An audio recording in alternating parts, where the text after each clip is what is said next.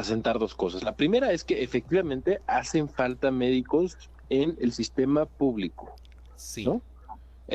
Por ejemplo, hay más de 5,000 centros de salud en México que no tienen un médico contratado. Si bien de estos, alrededor de 3,600 son atendidos por un pasante de servicio social, ¿no? Pero pues estamos hablando de que son por lo menos 5,000 centros de salud que no tienen un médico general, digamos, o familiar contratado.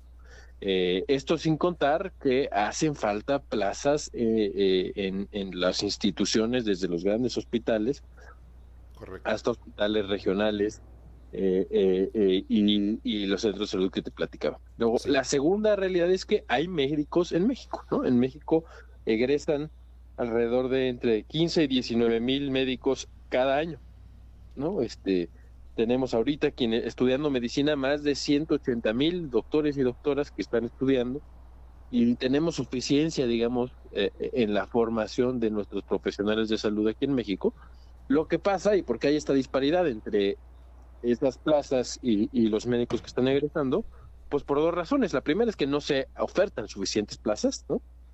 Y ya, la segunda es que las plazas que se ofertan no están o no tienen las condiciones para ser lo suficientemente atractivas correcto. para los médicos mexicanos. No es que los médicos mexicanos no tengan vocación y no se quieran ir para allá porque odian a la gente de las zonas rurales, de ninguna manera, ¿no?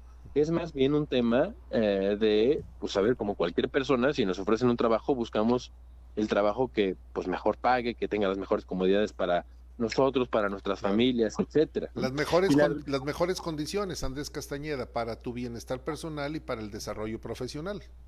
correcto, ¿no? Ese es pues normalmente lo que uno piensa cuando toma un trabajo. Y la gran mayoría de los doctores y doctoras en México trabaja doble turno, ¿no? Es decir, seguramente conocerán a algún doctor, alguna doctora, y pues probablemente en las mañanas o en las tardes trabaja en alguna institución pública y Sí, el turno contrario, pues tiene su consulta privada. Esto en una comunidad, pues no es posible, ¿no? Entonces se así es. esperaría otro tipo de remuneración y luego cuando uno se va a vivir a una comunidad o a una zona alejada, pues no se va solito, ¿no? Se va normalmente con la familia. Y Claro. tiene que haber oferta educativa para los hijos y tiene que haber oferta laboral para la pareja, etcétera, ¿no? Entonces, ese son un tema importante en el que tendríamos que pensar en esquemas que hagan atractivo para que los médicos mexicanos puedan irse para allá. Creo que sí existen, habría que pensar en ellos. Y la segunda es que ha mejorado bien la percepción de los recursos que se le dan a los doctores y doctoras en estos años, pero bueno, a lo mejor también tendríamos que pensar en aumentar más los salarios y prestaciones. Luego, tenemos que pensar en los temas de seguridad, que ese es un tema importante que juega un papel fundamental, ¿no? Pues al final estar ¿cuántas veces no hemos visto estas noticias de algún médico que fue golpeado, fue asesinado, etcétera, ¿no? Los médicos estamos muy cerca de las emociones de las personas y bueno, si no estamos en un ambiente de seguridad, esto se puede tornar complicado. Y finalmente, las condiciones laborales, ¿no? Es decir, tienen que haber en los hospitales y centros de salud los insumos suficientes para poder desempeñarnos a plenitud, ¿no? Y lo que pasa en un centro de salud, una clínica, cuando no hay medicina, pues ¿de quién es la culpa? Del Del que está médico. ahí, del médico, ¿no?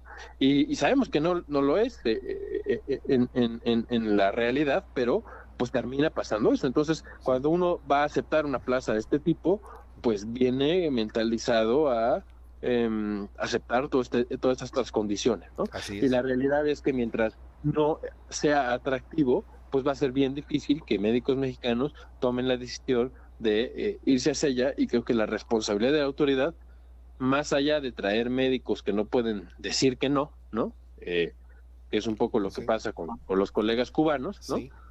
Pues necesitaríamos mejorar las condiciones para que sea atractivo para las y los médicos mexicanos, ¿no?